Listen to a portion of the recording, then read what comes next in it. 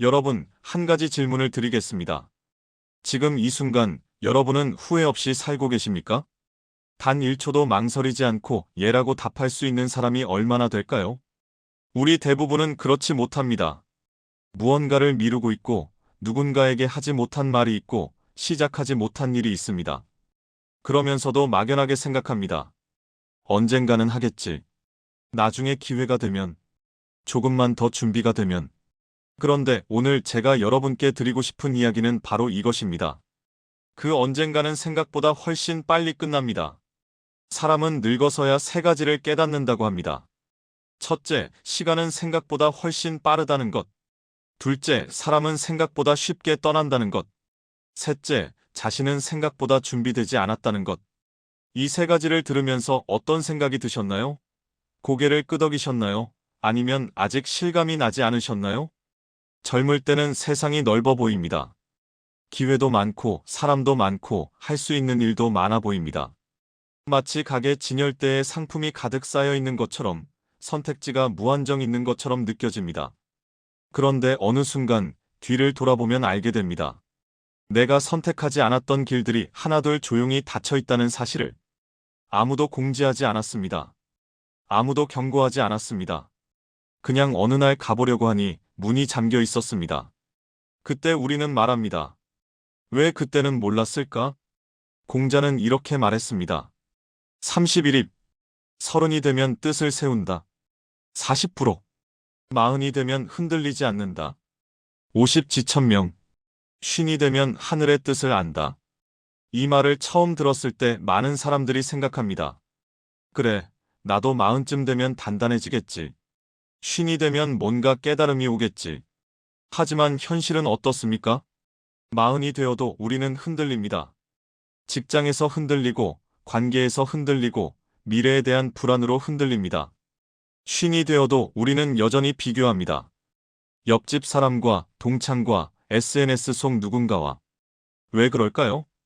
왜 우리는 나이가 들어도 공자가 말한 그 경지에 닿지 못할까요? 19세기 철학자 쇼펜하우어는 인간의 본성을 이렇게 꿰뚫어 봤습니다. 인간은 결핍 속에서 욕망합니다. 그리고 욕망을 채우면 무료해집니다. 그 무료함을 견디지 못해 다시 욕망합니다. 쳇바퀴입니다. 끝이 없는 쳇바퀴. 젊을 때 우리는 굳게 믿습니다. 성공하면 행복해질 것이다. 돈이 많아지면 여유로워질 것이다.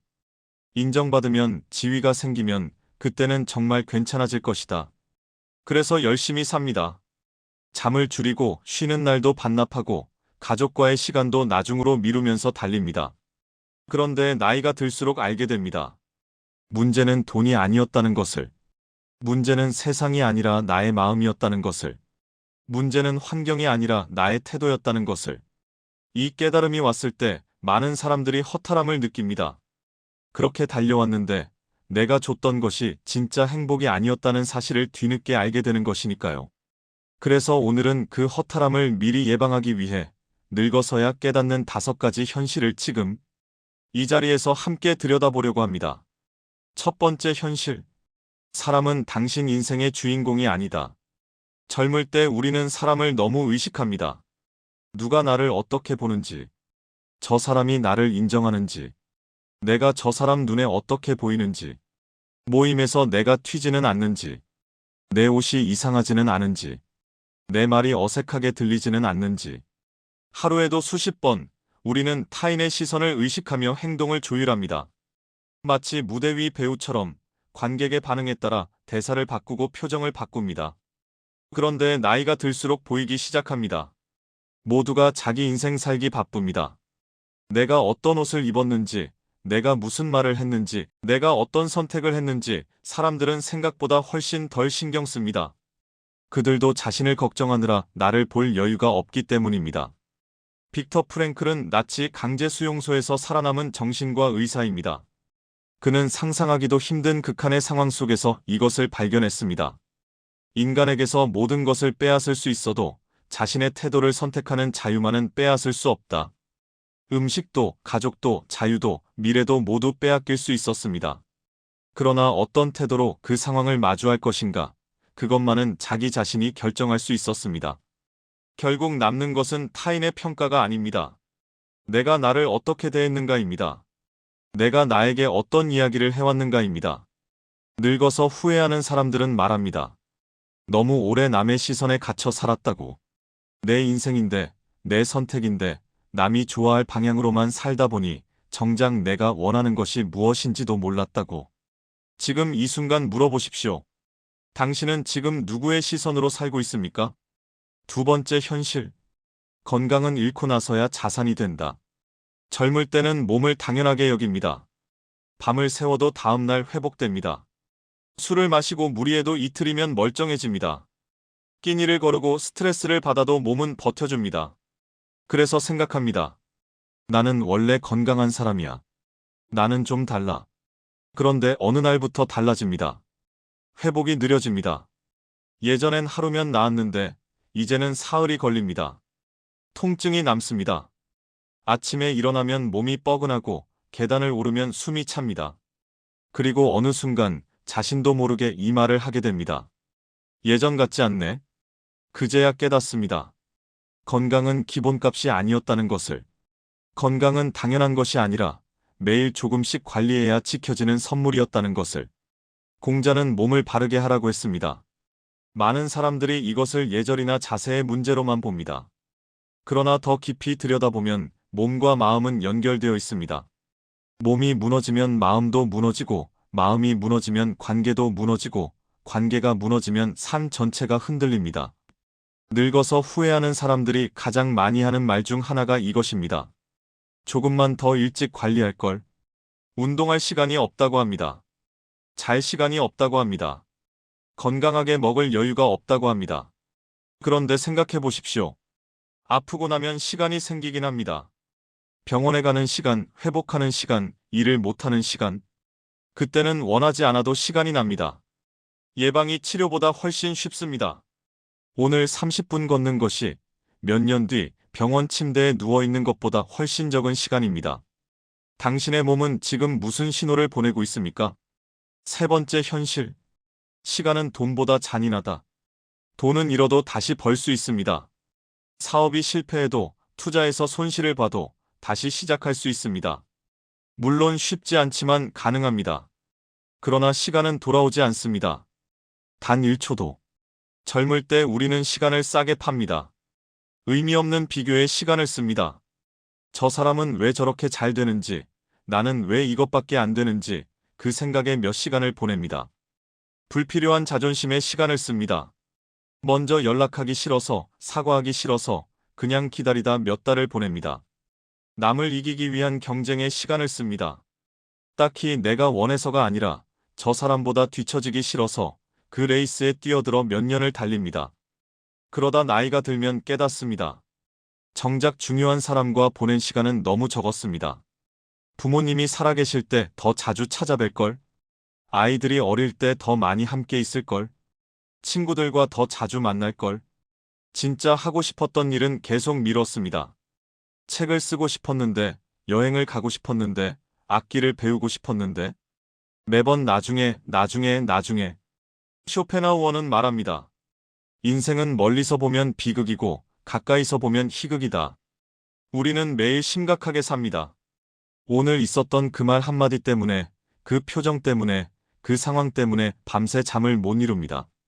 그런데 10년 뒤 돌아보면 그게 기억조차 나지 않습니다. 그렇게 분노하고 상처받고 집착했는데 그게 아무것도 아닌 일이었습니다. 오늘 당신이 가장 많은 시간을 쓰고 있는 것은 무엇입니까? 그것이 10년 뒤에도 의미 있는 일입니까? 네 번째 현실. 자존심은 인생을 지켜주지 않는다. 젊을 때는 지는 게 싫습니다. 사과하기 싫습니다. 내가 잘못했어도 먼저 고개를 숙이는 것이 패배처럼 느껴집니다. 먼저 연락하기 싫습니다. 내가 더 많이 좋아하는 것 같아서, 내가 을이 되는 것 같아서. 굽히기 싫습니다. 조금만 유연하게 대처하면 되는데 그게 나를 낮추는 것 같아서. 그 자존심 뒤에는 이런 마음이 있습니다. 지면 안 된다. 약해 보이면 안 된다. 내가 더 필요로 하는 사람이 되면 안 된다. 그런데 나이가 들면 압니다.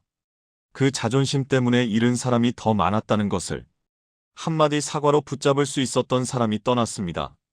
먼저 연락 한 번으로 이어질 수 있었던 인연이 끊어졌습니다. 조금만 부드럽게 대했더라면 지금도 곁에 있었을 사람들이 내 자존심의 희생양이 됐습니다. 공자는 관계를 인생에서 가장 중요한 자산으로 보았습니다. 어진 사람은 사람을 잃지 않는다. 어질다는 것은 약한 것이 아닙니다. 오히려 가장 강한 것입니다.